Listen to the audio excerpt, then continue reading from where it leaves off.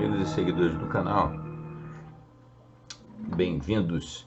Aqui Vitor Machado do canal Vitor Man, Literatura Fantástica e de Terror. Bem-vindos a todos, novos e os antigos, amigos e apoiadores aqui do canal. Hoje é quarta-feira, 10 de dezembro, e é dia de interlúdio de terror, né? Dia de clássicos. E hoje, na minha escolha para hoje, marca o retorno do horror nacional, aqueles grandes clássicos da literatura brasileira que volta e meia a gente traz para cá. Tem já uma playlist até bem grandinha de produções com essa pegada do sobrenatural e do horror, tanto clássicos de autores renomados quanto de pulp. E também tem, humildemente, aqui alguns escritos do amigo de vocês aqui que vocês podem dar uma olhada também. Mas então, antes da gente avançar aqui, falar do autor e da obra, eu vou fazer aquele pedidinho de sempre, né? Tomando o mínimo de tempo possível. Sem esse apoio de vocês, o canal não avança. Tem contado sempre com o apoio de vocês, existem várias formas, estão resumidas aqui nas imagens. Vocês, por favor, deem esse apoio. Muito bem, falado isso, vamos então começar a comentar o que eu escolhi para marcar esse retorno do horror nacional.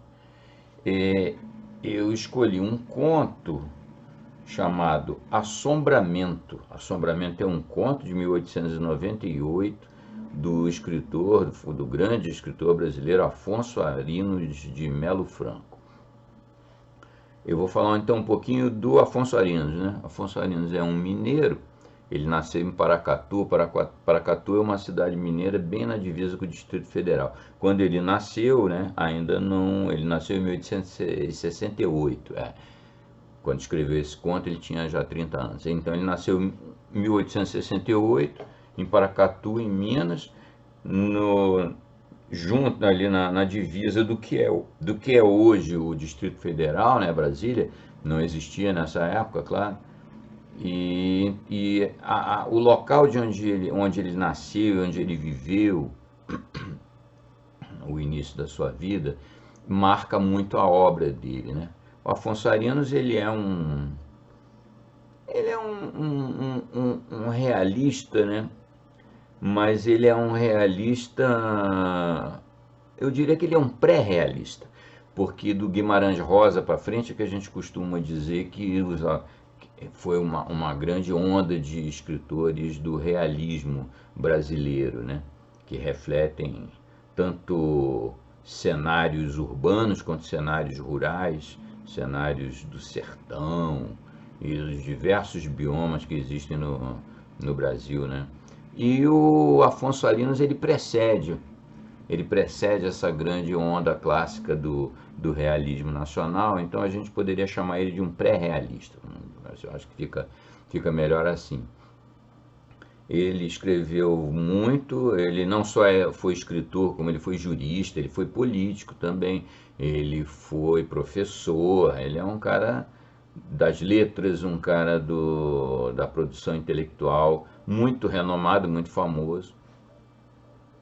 E ele então tem duas obras dessa mesma época do conto de hoje se destacam. Um é o Pelo Sertão, é de 1898. Esse Pelo Sertão é onde tem justamente esse conto Assombramento. Tem outros contos com pegada sobrenatural também, porque isso é característico da obra do autor. Ele sempre ele busca explorar muito essas crenças sobrenaturais do povo brasileiro. Nossa cultura nacional, ela é pesadamente influenciada pelo fantástico, né?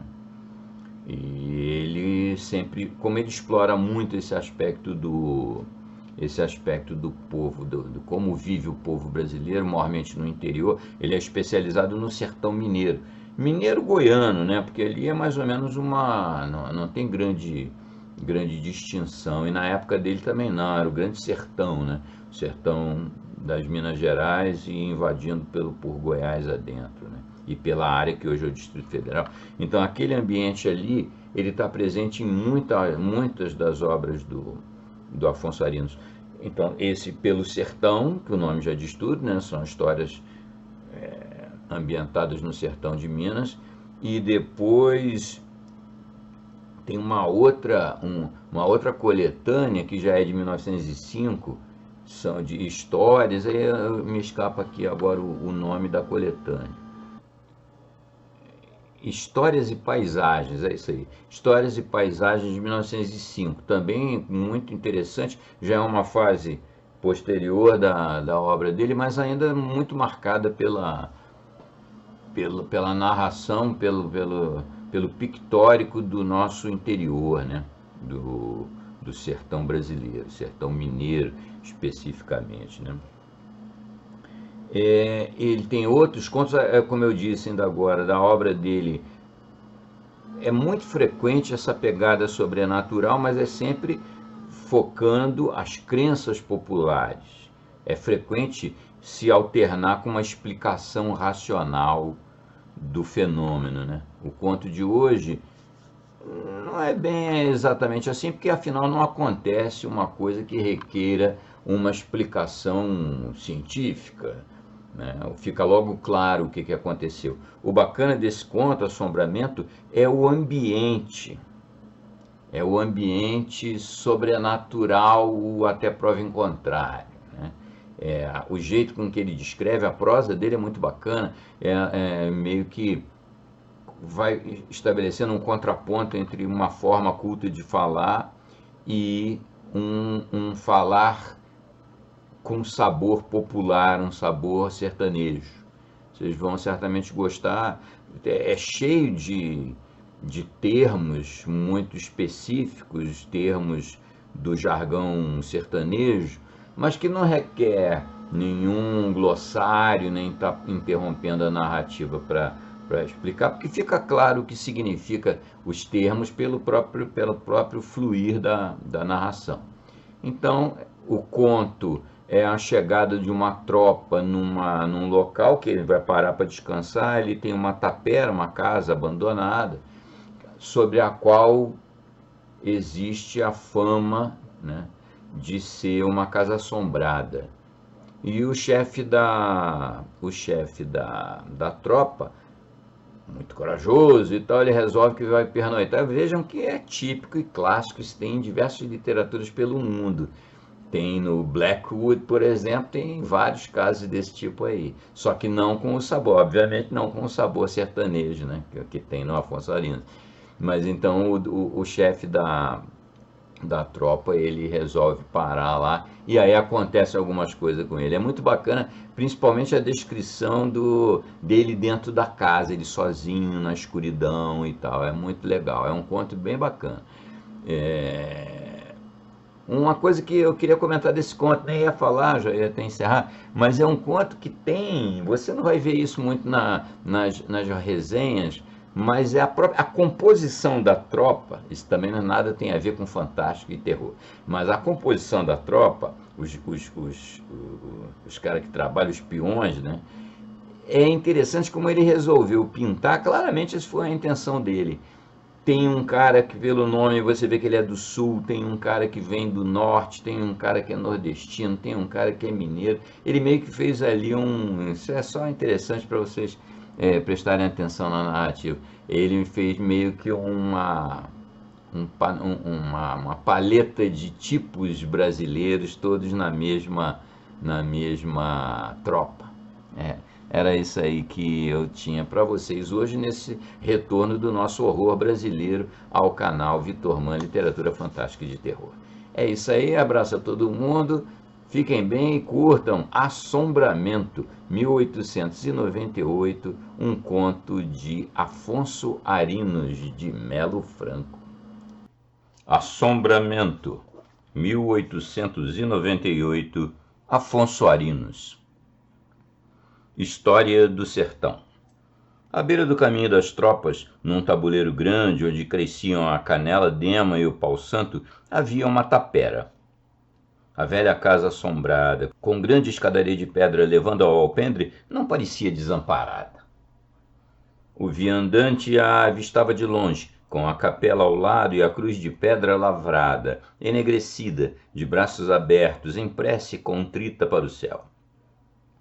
Naquele escampado onde não ria ao sol o verde escuro das matas, a cor embaçada da casa suavizava ainda mais o verde esmaiado dos campos.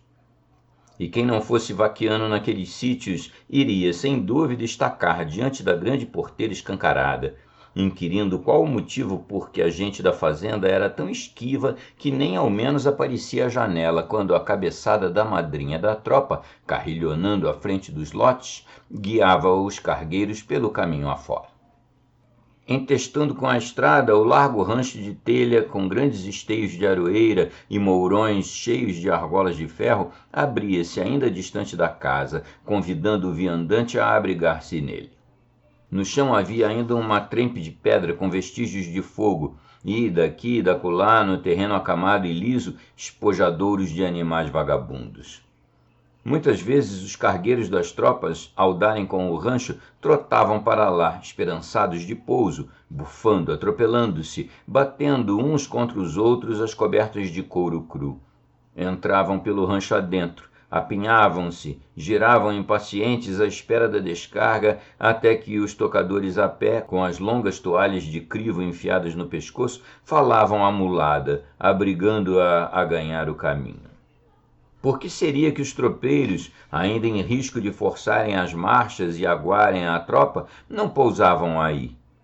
Eles bem sabiam que à noite teriam de despertar quando as almas perdidas, em penitência, cantassem com voz fanhosa a encomendação. Mas o cuiabano Manuel Alves, arrieiro atrevido, não estava por essas abusões e quis tirar a cisma da casa mal-assombrada. Montado em sua mula queimada fronte aberta, levando a destro seu macho crioulo pelo nome de Fidalgo, dizia ele que tinha corrido todo este mundo, sem topar coisa alguma, em dias de sua vida, que lhe fizesse o coração bater apressado de medo. Havia de dormir sozinho na tapera e ver até onde chegavam os receios do povo. Dito e feito. Passando por aí de uma vez com sua tropa, mandou descarregar no rancho com ar decidido. E, enquanto a camaradagem, meio obtusa com aquela resolução inesperada, saltava das celas ao guisalhar das rosetas no ferro batido das esporas. E os tocadores, acudindo de cá e de lá, iam amarrando nas estacas os burros, divididos em lotes de 10. Manuel Alves, o primeiro em desmontar, quedava-se de pé, recostado a um mourão de braúna, chapéu na coroa da cabeça, senho carregado, faca nua aparelhada de prata, cortando vagarosamente fumo para o cigarro. Os tropeiros em vai e vem empilhavam as cargas, resfolegando ao peso. Contra o costume não proferiram uma jura, uma exclamação. Só, às vezes, uma palmada forte na anca de algum macho teimoso. No mais, o serviço ia se fazendo e o Manuel Alves continuava quieto. As sobrecargas e os arroxos, os buçais e a penca de ferraduras espalhados aos montes, o surrão da ferramenta aberto e para fora o martelo, o puxante e a bigorna, os embornais dependurados, as bruacas abertas e o trem de cozinha em cima de um couro. A fila de cangalhas de suadouro para o ar, à beira do rancho, denunciaram ao arrieiro que a descarga fora feita com a ordem do costume, mostrando também que a rapaziada não repugnava acompanhá-lo na aventura. Então o arrieiro percorreu a tropa, correndo o lombo dos animais para examinar as pisaduras. Mandou atalhar a sovela algumas cangalhas, assistiu à raspagem da mulada e mandou, por fim, encostar a tropa acolá, fora da beira do capão, onde costumam crescer as ervas venenosas. Dos camaradas, o Venâncio lhe fora malungo de sempre. Conheciam-se a fundo os 2 tropeiros, desde o tempo em que puseram o pé na estrada pela primeira vez, na Era da Fumaça, em 33. Davam de língua, às vezes, nos serões de pouso, um pedação de tempo, enquanto os outros tropeiros, sentados nos fardos ou estendidos sobre os couros, faziam chorar a tirana com a toada doída de uma cantilena saudosa. Venâncio queria puxar a conversa para as coisas da tapera, pois viu logo que o Manuel Alves, ficando aí, tramava alguma das dele. O macho Lunão que está meio sentido da viagem. Só isso, Manuel. Nem por isso. Aquele é couro n'água. Não é com 2 distâncias dessa que ele afrouxa. Pois olhe, não dou muito para ele urrar na subida do morro. Este? Não fale isso. Ainda malhando nesses carrascos cheios de pedra, então é que ele se entrega de tudo. Ora, Vossa Mercê bem sabe, por aqui não há boa pastaria. Acresce mais que a tropa deve andar a milhada. Nem pasto, nem milho na redondeza desta tapera. Tudo que sairmos daqui, topamos logo um catingal verde. Esse pouso não presta. A tropa amanhece desbarrigada, que é um Deus nos acuda. Deixe de poetagem, Venâncio. Eu sei cá.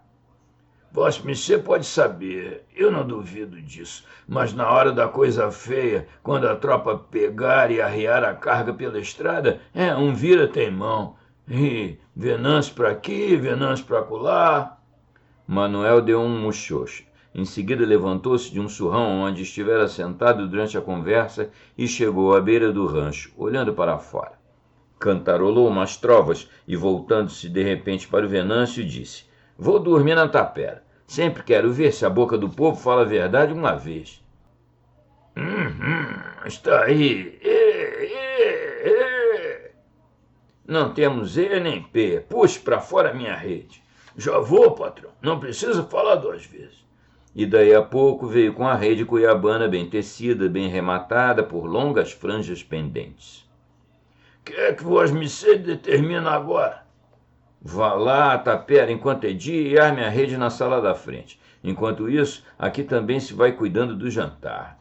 O caldeirão preso à rabicha grugulhava ao fogo, a carne seca no espeto e a camaradagem, rondando à beira do fogo, lançava à vasilha olhares ávidos e cheios de angústias, na ansiosa expectativa do jantar. Um, de passagem, atiçava o fogo, o outro carregava o ancorote cheio de água fresca. Qual corria a lavar os pratos de estanho, qual indagava pressuroso se era preciso mais lenha. Houve um momento em que o cozinheiro, atucanado com tamanha oficiosidade, arremangou aos parceiros, dizendo-lhes: Tem tempo, gente. Parece que vocês nunca viram feijão. Cuidem de seu que fazer, se não querem sair daqui a poder de tição de fogo. Os camaradas se afastaram, não querendo turrar com o cozinheiro em um momento assim tão melindroso. Pouco depois chegava o Venâncio, ainda há tempo de servir o jantar ao Manuel Alves. Os tropeiros formavam roda, agachados, com os pratos acima dos joelhos e comiam valentemente. Então, perguntou Manuel Alves ao seu malungo. Nada. Aquilo por lá nem sinal de gente. Uai, é estúrdio. E Vossa Mercê pousa lá mesmo? Querendo Deus, sozinho, com a franqueira e a garrucha que nunca me atraiçoaram. Sua alma, sua palma, meu patrão. Mas é o diabo. Ora, pelo buraco da fechadura não entra gente, estando bem fechadas as portas. O resto, se for gente viva, antes dela me jantar, eu hei de fazer por almoçá-la. Venâncio, defunto não levanta da cova. Você há de saber disso amanhã. Sua alma, sua palma, eu já disse, meu patrão. Mas olhe, eu já estou velho, tenho visto muita coisa e, com a ajuda de Deus, tenho escapado de algumas. Agora, o que eu nunca quis foi saber de negócio com assombração. Isso de coisa do outro mundo, para aqui, mas para ali. Terminou o Venâncio, sublinhando a última frase com um gesto de quem se benze. Manuel Alves riu-se e, sentando-se numa albarda estendida, catou uns gravetos do chão e começou a riscar a terra, fazendo cruzinhas, traçando arabescos. A camaradagem, reconfortada com o jantar abundante, tagarelava e ria, bulindo de vez em quando no guampo de cachaça.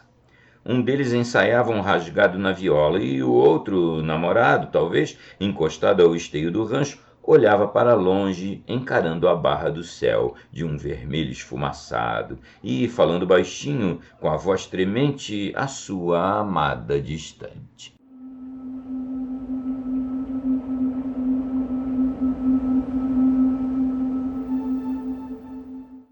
Parte 2. Enoitara-se o escampado e com ele o rancho e a tapera.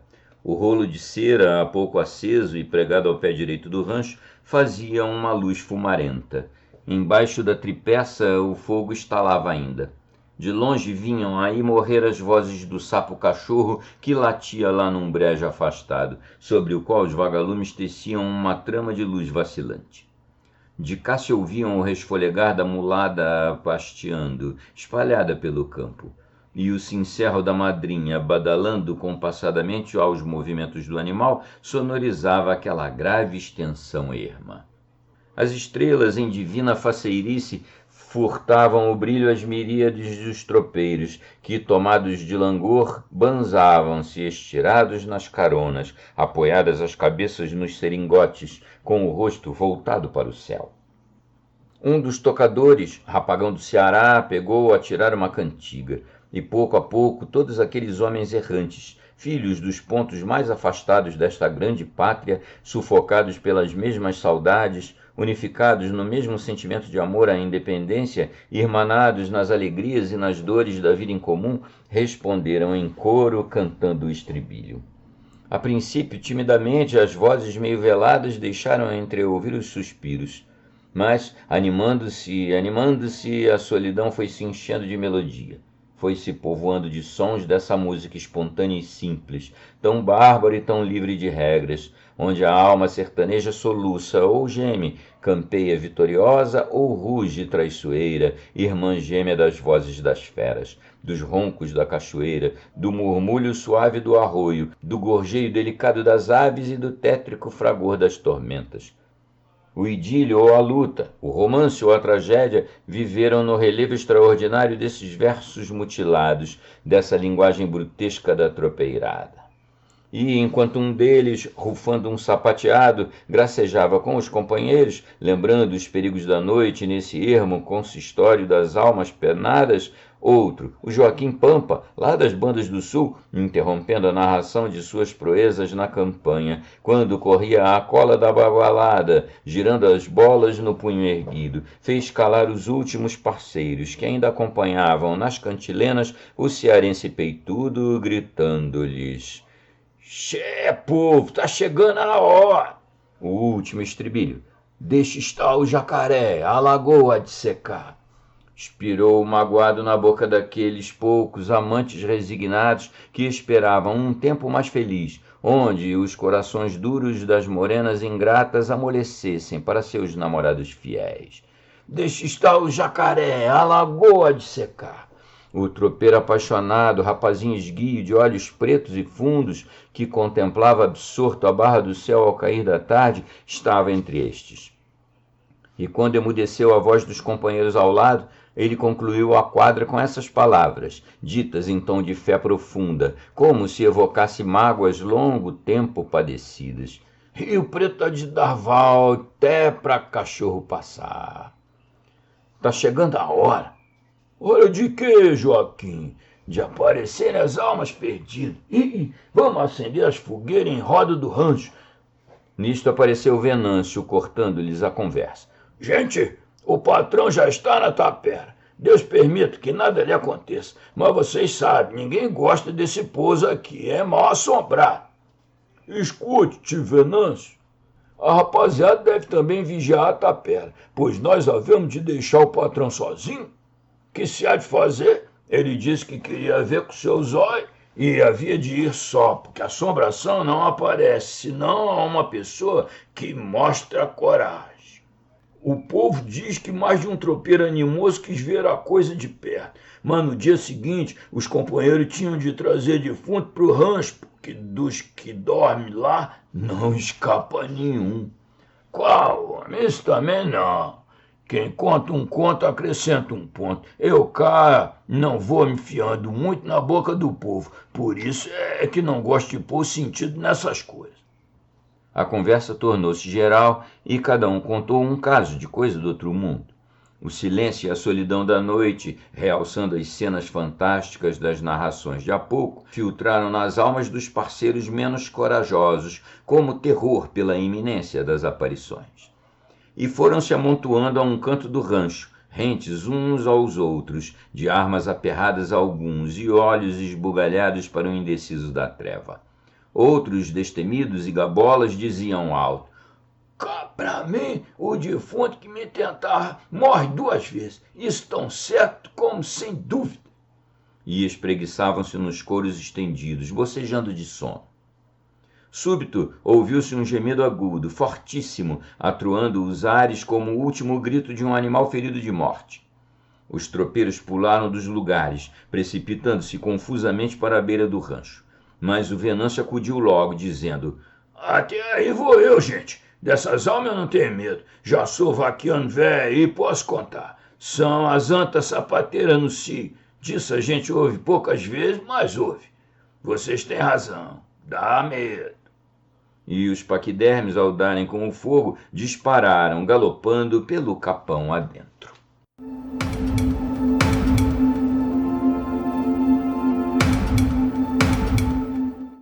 Parte 3. Manuel Alves, ao cair da noite, sentindo-se refeito pelo jantar, endireitou para a tapera, caminhando vagarosamente. Antes de sair, descarregou os 2 canos da garrucha num cupim e carregou-a de novo, metendo em cada cano uma bala de cobre e muitos bagos de chumbo grosso. Sua franqueira aparelhada de prata levou-a também enfiada no correão da cintura. Não lhe esqueceu o rolo de cera, nem um maço de palhas. O arrieiro partira calado. Não queria provocar a curiosidade dos tropeiros. Lá chegando, penetrou no pátio pela grande porta escancarada. Era noite. Tateando com o pé, reuniu um molho de gravetos secos e, servindo-se das palhas e da binga, fez fogo. Ajuntou mais lenha arrancando paus de cercas velhas, apanhando pedaços de tábua de peças em ruína e com isso formou uma grande fogueira. Assim, alumiado o pátio, o arrieiro acendeu o rolo e começou a percorrer as estrebarias meio apodrecidas, os paióis, as senzalas em linha, uma velha oficina de ferreiro com o folho esburacado e a bigorna ainda em pé. Quero ver se tem alguma coisa escondida por aqui. Talvez alguma cama de bicho do mato. E andava pesquisando, escarafunchando por aquelas dependências de casa nobre, ora desbeiçadas, sítio preferido das lagartixas, dos ferozes lacraus e dos caranguejos cerdosos. Nada, nada, tudo abandonado. Senhor, por que seria? Inquiriu de si para si o cuiabano e parou à porta de uma senzala, olhando para o meio do pátio, onde uma caveira alvadia de boi espácio, fincada na ponta de uma estaca, parecia ameaçá-lo com a grande armação aberta.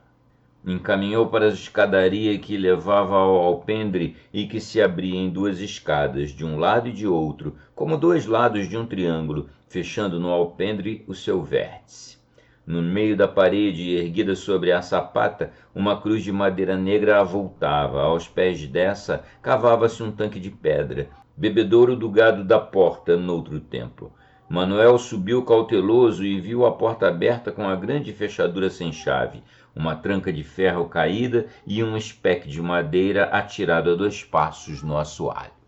Manuel subiu cauteloso e viu a porta aberta com a grande fechadura sem chave, uma tranca de ferro caída e um espeque de madeira atirado a 2 passos no assoalho. Entrou. Viu na sala da frente sua rede armada e no canto da parede, embutido na alvenaria, um grande oratório com portas de almofada entreabertas. Subiu a um banco de recosto alto, unido à parede, e chegou o rosto perto do oratório, procurando examiná-lo por dentro, quando um morcego enorme, alvoroçado, tomou surto, ciciando, e foi pregar-se ao teto, donde os olhinhos redondos piscaram ameaçadores. Que lá isso, bicho amaldiçoado? Com Deus adiante e com paz na guia, encomendando Deus e a Virgem Maria. O arrieiro voltou-se, depois de ter murmurado as palavras de esconjuro e, cerrando a porta de fora, especou-a com firmeza. Depois penetrou na casa pelo corredor comprido, pelo qual o vento corria veloz, sendo-lhe preciso amparar com a mão espalmada a luz vacilante do rolo. Foi dar na sala de jantar, onde uma mesa escura e de rodapés torneados, cercada de bancos esculpidos, estendia-se, vazia e negra. O teto de estuque, Oblongo e escantilhado rachara, descobrindo os caibros e rasgando uma nesga de céu por uma frincha de telhado. Por aí corria uma goteira no tempo da chuva, e embaixo o assoalho podre ameaçava tragar quem se aproximasse despercebido. Manuel recuou e dirigiu-se para os cômodos do fundo. Enfiando por um corredor que parecia conduzir à cozinha, viu ao lado o teto abatido de um quarto, cujo assoalho tinha no meio um montículo de escombros. Olhou para o céu e viu, abafando a luz apenas adivinhada das estrelas, um bando de nuvens escuras roldando. Um outro quarto havia junto desse, e o olhar do arrieiro deteve-se, acompanhando a luz do rolo no braço esquerdo erguido, sondando as prateleiras fixas na parede, onde uma coisa branca luzia. Era um caco velho de prato antigo. Manuel Alves sorriu para uma figurinha de mulher, muito colorida, cuja cabeça parecia ainda pintada ao vivo na porcelana alva. Um zunido de vento impetuoso, constringindo na fresta de uma janela que olhava para fora, fez o arrieiro voltar o rosto de repente e prosseguir o exame do casarão abandonado. Pareceu-lhe ouvir nesse instante a zoada plangente de um sino ao longe. Levantou a cabeça, estendeu o pescoço e inclinou o ouvido, alerta. O som continuava zoando, parecendo ora morrer de todo, ora vibrar ainda, mas sempre ao longe. É o vento, talvez, lá no sino da capela. E penetrou num salão enorme, escuro. A luz do rolo, tremendo, deixou no chão uma réstia avermelhada. Manuel foi adiante e esbarrou num tamborete de couro, tombado aí. O arrieiro foi seguindo, acompanhando uma das paredes. Chegou ao canto e entestou com a outra parede. Acaba aqui, murmurou. 3 grandes janelas no fundo estavam fechadas. Que haverá aqui atrás? Talvez o terreiro de dentro. Deixa ver. Tentou abrir uma janela que resistiu. O vento fora disparava às vezes, reboando como uma vara de queixada em redemoinho no mato. Manuel fez vibrar as bandeiras da janela a choques repetidos. Resistindo elas, o arrieiro recuou e, de braço direito estendido, deu-lhes um empurrão violento. A janela, num grito estardalhante, escancarou-se. Uma rajada rompeu por ela dentro, latindo qual matilha enfurecida. Pela casa toda houve um tatalar de portas, um ruído de reboco que cai das paredes altas e se esfarinha no chão. A chama do rolo apagou-se alufada e o cuiabano ficou só, babatando na treva. Lembrando-se da binga, sacou-a do bolso da calça, colocou a pedra com jeito e bateu-lhe o fuzil. As centelhas saltavam para a frente, impelidas pelo vento, e apagavam-se logo. Então o cuiabano deu uns passos para trás, apalpando até tocar a parede do fundo. Encostou-se nela e foi andando para os lados, roçando-lhe as costas, procurando o entrevão das janelas. Aí acocorou-se e tentou de novo tirar fogo. Uma faiscazinha chamuscou o isqueiro, e Manuel Alves soprou-a delicadamente, alentando-a com carinho. A princípio ela animou-se, quis alastrar-se, mas de repente sumiu-se. O arrieiro apalpou o isqueiro, virou-o nas mãos e achou-o úmido. Tinha-o deixado no chão, exposto ao sereno, na hora em que fazia a fogueira no pátio e percorria as dependências deste. Meteu a binga no bolso e disse: Espera, diaba, que tu has de secar com o calor do corpo. Nesse entremente, a zoada do sino fez-se ouvir de novo, dolorosa e longínqua. Então o cuiabano pôs-se de gatinhas, atravessou a faca entre os dentes e marchou como um felino, sutilmente, vagarosamente, de olhos arregalados, querendo varar a treva. Súbito um ruído estranho fê-lo estacar, arrepiado e encolhido como um jaguar que prepara o bote. No teto soaram uns passos apressados de tamancos pracatando, e uma voz rouquenha pareceu proferir uma imprecação. O arrieiro assentou-se nos calcanhares, apertou o ferro nos dentes e puxou da cinta a garrucha. Bateu com o punho cerrado nos fechos da arma, chamando a pólvora aos ouvidos, e esperou. O ruído cessara, só a zoada do sino continuava intermitentemente. Nada aparecendo, Manuel tocou para diante, sempre de gatinhas. Mas desta vez a garrucha, aperrada na mão direita, batia no chão a intervalos rítmicos, como a úngula de um quadrúpede manco. Ao passar junto ao quarto do teto esboroado, o cuiabano lobrigou o céu e orientou-se. Seguiu então pelo corredor afora, apalpando, cosendo-se com a parede. Novamente parou, ouvindo um farfalhar distante, um sibilo como o da refega no buritizal. Pouco depois, um estrépito medonho abalou o casarão escuro e a ventania. A alcatéia de lobos rafados investiu uivando e passou a disparada, estrondando uma janela.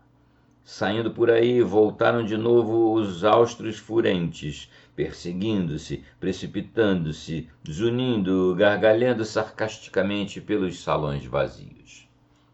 Ao mesmo tempo, o arrieiro sentiu no espaço um arfar de asas, um soído áspero de aço que ringe, e na cabeça, nas costas, umas pancadinhas assustadas. Pelo espaço todo ressoou um psiu, psiu, psiu, e um bando enorme de morcegos sinistros torvelinhou no meio da ventania. Manuel foi impelido para a frente, a corrimaça daqueles mensageiros do negrume e do assombramento. De músculos crispados num começo de reação selvagem contra a alucinação que o invadia, o arrieiro alapardava-se, eriçando-se-lhe os cabelos. Depois seguia de manso, com o pescoço estendido e os olhos acesos, assim como um sabujo que negaceia. E foi rompendo a escuridão a caça desse ente maldito que fazia o velho casarão falar ou gemer, ameaçá-lo ou repeti-lo, num conluio demoníaco com o vento, os morcegos e a treva. Começou a sentir que tinha caído num laço armado, talvez pelo maligno. De vez em quando parecia-lhe que uma coisa lhe arrepelava os cabelos, e uns animáculos desconhecidos perlustravam seu corpo em carreira vertiginosa. No mesmo tempo, um rir abafado, uns cochichos de escárnio pareciam acompanhá-lo de um lado e de outro. "Ah, vocês não me hão de levar assim, assim não!" exclamava o arrieiro para o invisível. "Pode que eu seja a onça presa na arataca, mas eu mostro! E batia com força a coronha da garrucha no solo ecoante. Súbito, uma luz indecisa, coada por alguma janela próxima, fê-lo vislumbrar um vulto branco, esguio, semelhante a uma grande serpente, coleando, sacudindo-se. O vento trazia vozes estranhas das socavas da terra, misturando-se com os lamentos do sino, mais acentuados agora. Manuel estacou, com as fontes latejando, a goela constrita e a respiração curta. A boca semiaberta deixou cair a faca. O fôlego, a modo de um sedenho, penetrou-lhe na garganta seca, sarjando-a, e o arrieiro roncou, como um barrão acuado pela cachorrada. Correu a mão pelo assoalho e agarrou a faca. Meteu-a de novo entre os dentes que rangeram no ferro. Engatilhou a garrucha e apontou para o monstro. Uma pancada seca do cão no aço do ouvido mostrou-lhe que sua arma fiel o traía. A escorva caíra pelo chão e a garrucha negou fogo. O arrieiro arrojou contra o monstro a arma traidora e gaguejou em meia risada de louco. "Mandingueiros do inferno! Botaram mandinga na minha arma de fiança! Tiveram medo dos dentes da minha garrucha!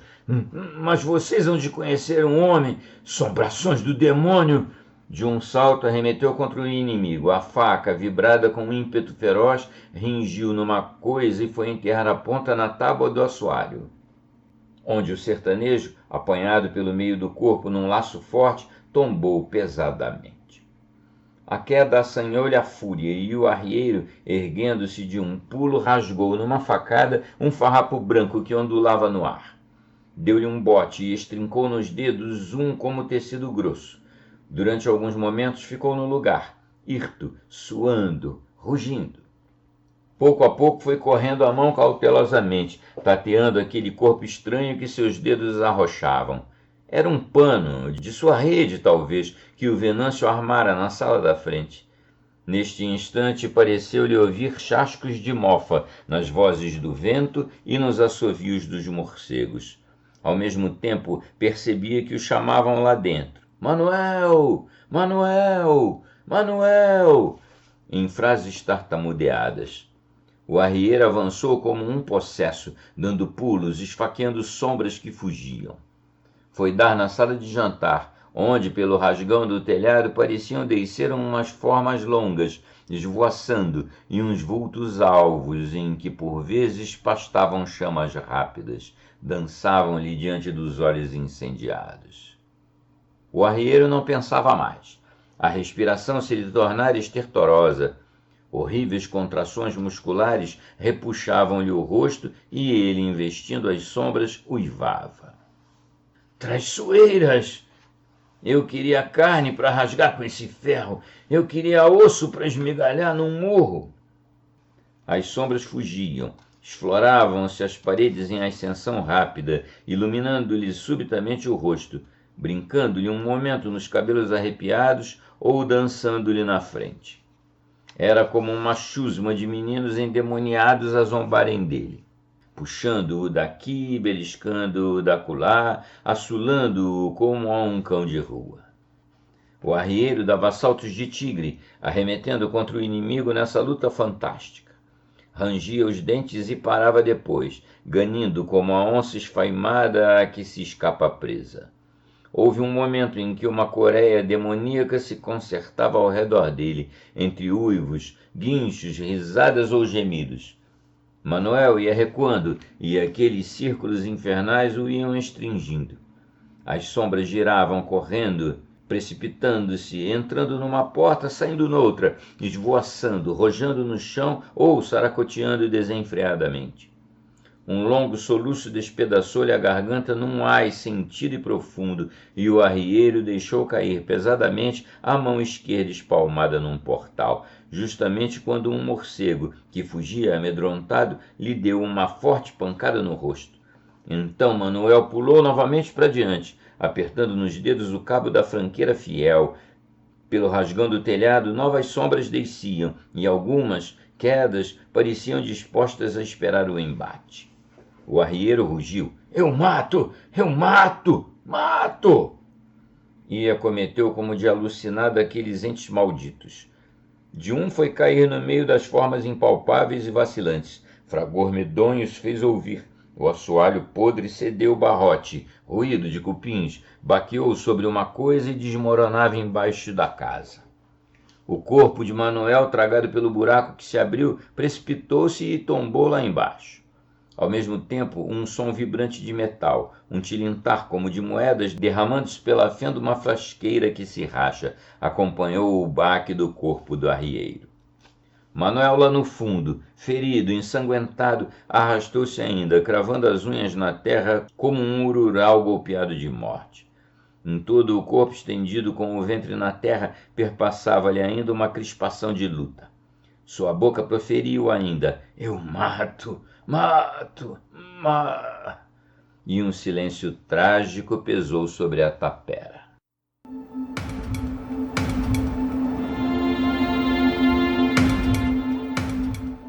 Parte 4. O dia estava nasce não nasce e já os tropeiros tinham pegado na lida. Na meia-lua crepitava a labareda embaixo do caldeirão, cuja tampa, impelida pelos vapores que subiam, rufava nos beiços de ferro batido. Um cheiro de mato e de terra orvalhada espalhava-se com a viração da madrugada. Venâncio, dentro do rancho, juntava ao lado de cada cangalha o couro, o arroxo e a sobrecarga. Joaquim Pampa fazendo cruzes na boca aos bocejos frequentes, por impedir que o demônio lhe penetrasse no corpo, emparelhava os fardos, guiando-se pela cor dos topes cozidos àqueles. Os tocadores pelo campo afora ecavam um para o outro, avisando o encontro de algum macho fujão. Outros, em rodeio, detinham-se no lugar em que se achava a madrinha, vigiando a tropa. Pouco depois ouviu-se o tropel dos animais demandando o rancho. O cincerro tilintava alegremente, espantando os passarinhos que se levantavam das touceiras de arbustos, voando apressados. Os urus, nos capões, solfejavam a aurora que principiava a atingir o céu e manchar de púrpura e ouro o capinzal verde. Ei, gente, o orvalho está cortando! Eita! Que tempão tive braquitando com aquele macho pilintra, diabo uso leve. Aquele é próprio um gato, não faz bulha no mato, não procura as trilhas, por não deixar rastro. E a andorinha, isso que é mula desabutinada, sopra de longe que nem um bicho do mato e desanda na carreira. Ela me ogerizou tanto que eu soltei nela um matacão de pedra, de que ela havia de gostar pouco. A rapaziada chegava à beira do rancho tangendo a tropa. O que é da Jeritiba? Um trago é bom pra cortar algum ar que a gente apanhe. Traz o guampo, Alex. Uma hora é frio, outra é calor e vocês vão virando, cambada do diabo, gritou o Venâncio. Logo da vida dos outros vai cuidar da sua, tio Venâncio. Por força que havemos de querer esquentar o corpo, enquanto nós, nem bem o dia sonhava de nascer, já estávamos atolados no capinzal molhado. Vosmecê estava aí, na beira do fogo, feito um cachorro velho. Tá bom, não quero muita conversa comigo, não. Vão tratando de chegar os burros às estacas e de suspender as cangalhas. O tempo é pouco e o patrão chega de uma hora para outra. Fica muito bonito se ele vem encontrar essa sinagoga aqui. E por falar nisso, é bom a gente ir lá. Deus é grande, mas eu não pude fechar os olhos esta noite. Quando ia querendo pegar no sono, me vinha à mente alguma que pudesse suceder a São Manuel. Mas Deus é grande. Logo o Venâncio chamou pelo Joaquim Pampa, pelo Aleixo e mais o José Paulista. Deixemos esses meninos cuidando do serviço e nós vamos lá. Nesse instante, um molecote chegou com o café. A rapaziada cercou-o. O Venâncio e seus companheiros, depois de terem emborcado os cuités, partiram para a tapera. Logo à saída, o velho tropeiro refletiu um pouco alto. É bom ficar um aqui tomando conta do serviço. Fica você, Aleixo. Seguiram os três, calados pelo campo afora, na luz suave de antemanhã. Concentrados em conjecturas sobre a sorte do arrieiro, cada qual queria mostrar-se mais sereno, andando lépido e de rosto tranquilo. Cada qual escondia do outro a angústia do coração e a fealdade do prognóstico. José Paulista entoou uma cantiga que acaba neste estribilho. A barra do dia aí vem, a barra do sol também, E lá foram, cantando todos três, por espantar as mágoas. Ao entrarem no grande pátio da frente, deram com os restos da fogueira que Manuel Alves tinha feito na véspera. Sem mais detença, foram se barafustando pela escadaria do alpendre, em cujo topo a porta de fora lhe cortou o passo. Experimentaram-na primeiro. A porta, fortemente especada por dentro, rinchou e não cedeu. Forcejaram os três, e ela resistiu ainda. Então José Paulista correu pela escada abaixo e trouxe ao ombro um cambão, no qual os três pegaram e, servindo-se dele como de um ariete, marraram-lhe com a porta. As ombreiras e a verga vibraram aos choques violentos, cujo fragor se foi avolumando pelo casarão adentro em roncos profundos. Em alguns instantes o espeque, escapulindo do lugar, foi arrojado no meio do solho. A caliça que caía encheu de pequenos torrões esbranquiçados os chapéus dos tropeiros, e a porta escancarou-se. Na sala da frente deram com a rede toda estraçalhada. Mal! Exclamou Venâncio, não podendo mais conter-se. Os outros tropeiros de olhos esbugalhados não ousavam proferir uma palavra. Apenas apalparam com cautela aqueles farrapos de pano, malsinados com certeza, ao contato das almas do outro mundo. Correram à casa todos juntos, arquejando, murmurando orações contra malefícios. Gente, onde estará São Manuel? Vocês não me dirão, pelo amor de Deus? Exclamou o Venâncio. Joaquim Pampa e José Paulista calavam-se, perdidos em conjecturas sinistras. Na sala de jantar, mudos um em frente ao outro, pareciam ter um conciliábulo em que somente se lhes comunicassem os espíritos. Mas de repente creram ouvir pelo buraco do soalho um gemido estertoroso. Curvaram-se todos. Venâncio debruçou-se, sondando o porão da casa. A luz, mais diáfana, já alumiava o terreiro de dentro e entrava pelo porão. O tropeiro viu um vulto estendido. Nossa Senhora! Corre, gente, que São Manuel está lá embaixo, estirado! Precipitaram-se todos para a frente da casa. Venâncio adiante. Desceram as escadas e procuraram o portão que dava para o terreiro de dentro. Entraram por ele afora e, embaixo das janelas da sala de jantar, um espetáculo estranho deparou-se-lhes. O arrieiro, ensanguentado, jazia no chão estirado. Junto de seu corpo, de em volta com torrões desprendidos da abóbada de um forno desabado, um chuveiro de moedas de ouro luzia. Meu patrão, sou Manelzinho, que foi isso? Olhe, seus camaradas aqui. Meu Deus, que mandinga foi essa? E a ourama que alumia diante dos nossos olhos? Os tropeiros acercaram-se do corpo do Manuel, por onde passavam tremores convulsos. Seus dedos encarangados estrincavam ainda o cabo da faca, cuja lâmina se enterrara no chão. Perto da nuca e presa pela gola da camisa, uma moeda de ouro se lhe grudara na pele. Sou Manelzinho, meu Deus! Pra que caçar a história do outro mundo? Isso é mesmo obra do capeta, porque anda dinheiro no meio. Olha esse ouro, Joaquim. Deus me livre. Qual tio Venâncio? Disse por fim José Paulista. Eu já sei a coisa, já ouvi contar casos desses. Havia aqui dinheiro enterrado e com certeza nesse forno que com a boca virada pro terreiro. Aí é que está. Ou esse dinheiro foi mal ganho, ou porque é certo é que as almas dos antigos donos dessa fazenda não podiam sossegar enquanto não topasse um homem animoso para lhe darem o dinheiro, com a condição de cumprir, por intenção dela, algumas promessas, pagar alguma dívida, mandar dizer umas missas. Foi isso, só pode, foi isso. E o patrão é homem mesmo. Na hora de ver a assombração, a gente precisa de atravessar a faca ou um ferro na boca, para amor de não perder a fala. Não tem nada. Deus é grande. E os tropeiros, certos de estarem diante de um fato sobrenatural, falavam baixo e em tom solene. Mais de uma vez persignaram-se e, fazendo cruzes no ar, mandavam quem quer que fosse para as ondas do mar ou para as profundas, onde não canta galo nem galinha. Enquanto conversavam, iam procurando levantar do chão o corpo do arrieiro, que continuava a tremer. Às vezes batiam-se-lhe os queixos e um gemido entrecortando-lhe arrebentava na garganta. Patrão, vós me sei homem tão duro, hoje tombado assim. Valha-nos Deus, São Bom Jesus do Cuiabá. Olha só, Manel, tão devoto seu, gemia o Venâncio. O velho tropeiro, auxiliado por Joaquim Pampa, procurava com muito jeito levantar do chão o corpo do arrieiro, sem magoá-lo. Conseguiram levantá-lo nos braços trançados em cadeirinha, e antes de seguirem o rumo do rancho, Venâncio disse ao José Paulista. Eu não pego nessas moedas que são do capeta. Se você não tem medo, ajunta aí e se traz. Paulista encarou algum tempo o forno esboroado, onde os antigos haviam enterrado seu tesouro. Era o velho forno para a quitanda. A ponta do barrote que o desmoronara estava fincada no meio dos escombros.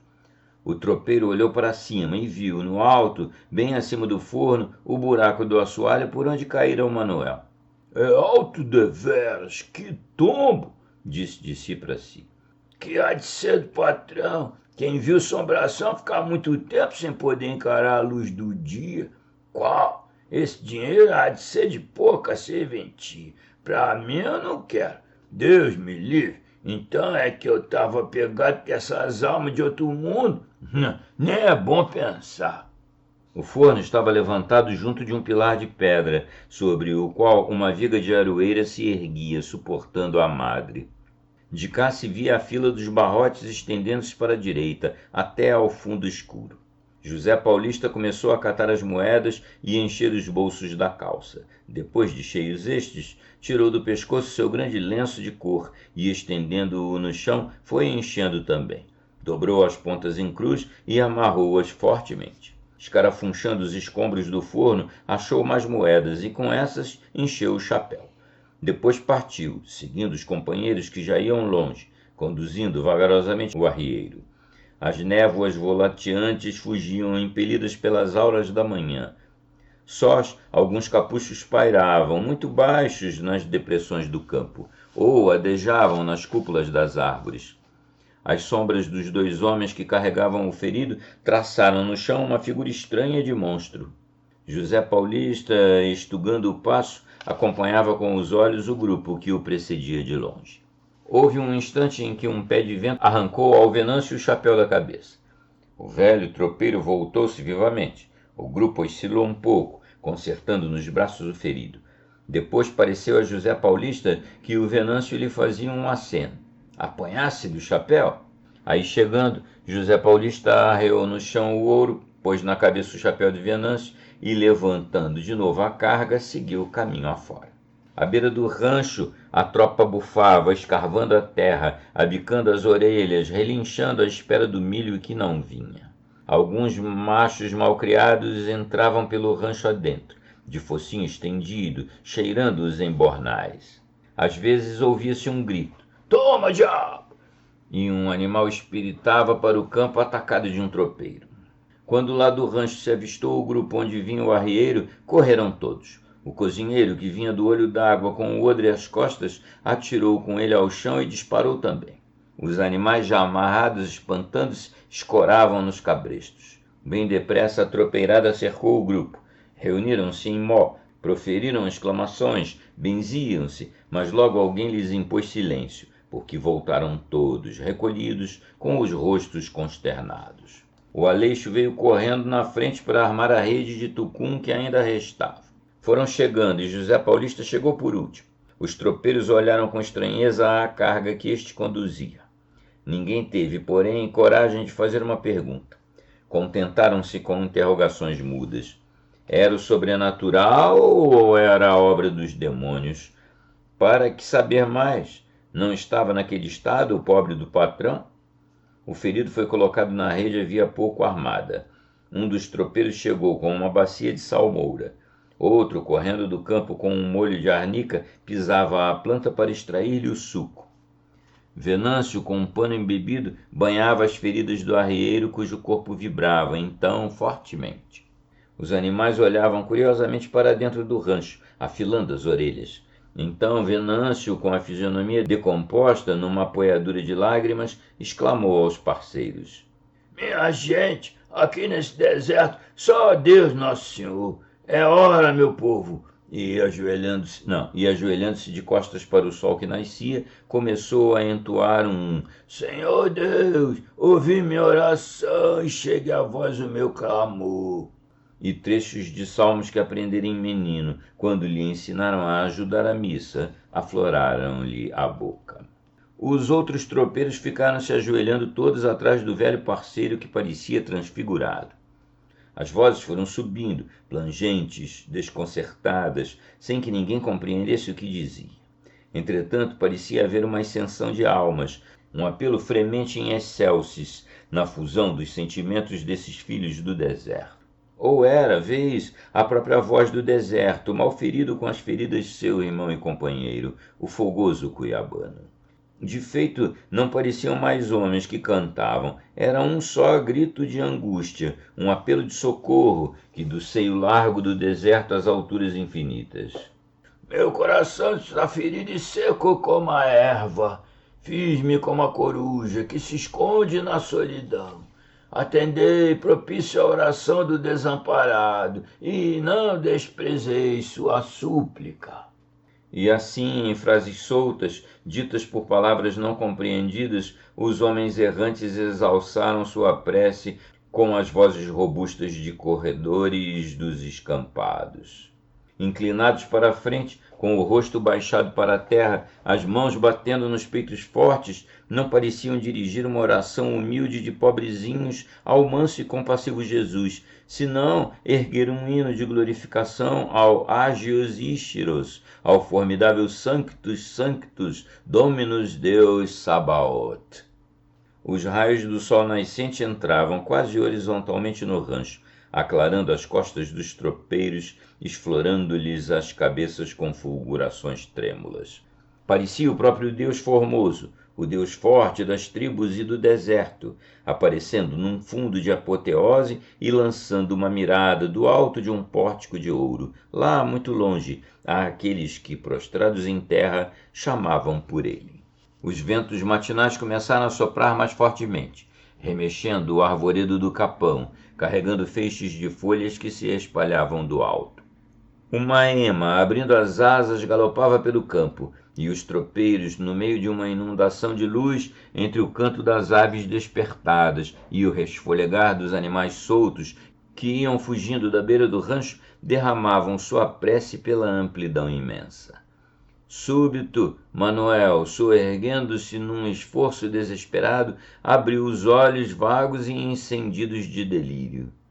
A mão direita contraiu-se, os dedos crisparam-se como se apertassem o cabo de uma arma pronta a ser brandida na luta, e seus lábios murmuraram ainda, em ameaça suprema: "Eu mato, mato,